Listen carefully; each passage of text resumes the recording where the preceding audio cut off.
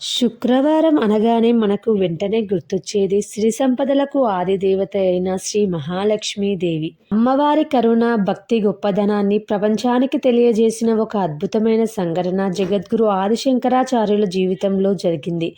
అదే కనకధార స్తోత్రం వెనుక ఉన్న పవిత్ర కథ.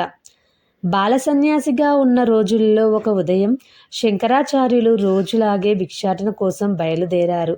భిక్ష అడుగుతూ ఆయన ఒక పేద బ్రాహ్మణుడి ఇంటి ముందు నిలబడి భవతీ భిక్షాందేహి అని అడిగారు.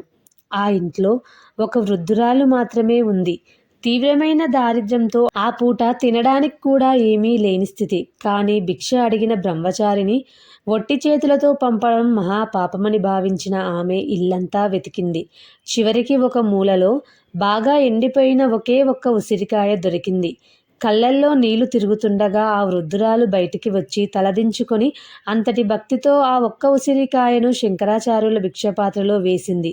నాయనా, నీకు ఇవ్వడానికి నా దగ్గర ఇంతకంటే ఏమీ లేదు, నన్ను క్షమించు అని ప్రార్థించింది. ఆ నిస్వార్థమైన త్యాగానికి, ఆమె స్వచ్ఛమైన భక్తికి శంకరాచార్యుల హృదయం కరిగిపోయింది. తన దగ్గర ఏమీ లేకపోయినా ఉన్నదంతా దానం చేసిన ఆ వృద్ధురాలి దారిద్ర్యాన్ని తొలగించాలని ఆయన సంకల్పించారు. వెంటనే కళ్ళు మూసుకొని శ్రీ మహాలక్ష్మీదేవిని మనసారా ప్రార్థిస్తూ 21 శ్లోకాలతో అమ్మవారిని స్తుతించారు. అదే ప్రసిద్ధమైన కనకధార స్తోత్రం. శంకరాచార్యుల స్తోత్రం విన్న మహాలక్ష్మీదేవి ప్రత్యక్షమై, శంకర, ఈమె పూర్వజన్మలో దాన ధర్మాలు చేయలేదు, అందుకే ఈ జన్మలో ఇంతటి దారిద్రాన్ని అనుభవిస్తుంది. కర్మఫలాన్ని నేను ఎలా మార్చగలను అని అడిగింది. అందుకు శంకరాచార్యులు ఇలా ప్రార్థించారు: తల్లి, పూర్వజన్మలో ఆమె ఏమి చేయకపోయినా ఈ జన్మలో తన ఆకలిని కూడా పక్కన పెట్టి తన దగ్గర ఉన్న ఆ ఒక్క ఉసిరికాయను భక్తితో దానం చేసింది. ఈ ఒక్క పుణ్యం నీ కరుణకు సరిపోదా తల్లి అని అడిగాడు.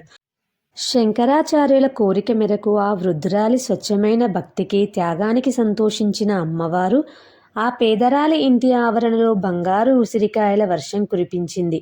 కుప్పలు తెప్పలుగా కురుస్తున్న ఆ సువర్ణ ధారను చూసి ఆ వృద్ధురాలు ఆనంద బాష్పాలు రాల్చింది. చూశారుగా, భగవంతుడికి మనం ఎంత విలువైన వస్తువులను సమర్పిస్తున్నామనేది ముఖ్యం కాదు.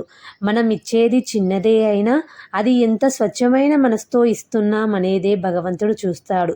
ఈ అద్భుతమైన కథను లైక్ చేసి షేర్ చేయండి. మరిన్ని మంచి భక్తి వీడియోల కోసం ఈ ఛానల్ని సబ్స్క్రైబ్ చేసుకోండి. ఓం శ్రీ మహాలక్ష్మీ నమః అని కామెంట్ చేయండి. Thank you for watching.